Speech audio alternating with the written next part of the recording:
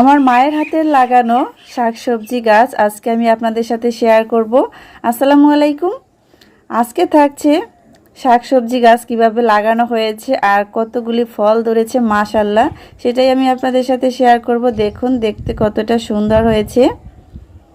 আর আলহামদুলিল্লাহ গাছে কিন্তু ফল ধরেছে। এখানে আছে চিচিঙ্গা, শসা, তারপরে দুন্দুল, সব কিছু গাছই কিন্তু একসাথে এখানে লাগানো হয়েছে।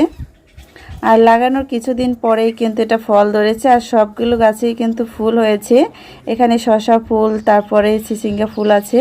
আর এই যে দেখুন প্রত্যেকটা গাছেই কিন্তু ফল ধরেছে। আর শসাগুলি একটু ছোট ছোট মাত্র ধরেছে আর চিচিঙ্গাগুলি ভালোই বড় হয়েছে, খাওয়ার মতো।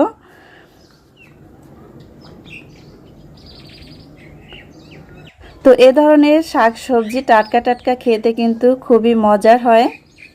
আর দেখুন প্রত্যেকটি গাছে কিন্তু এখনও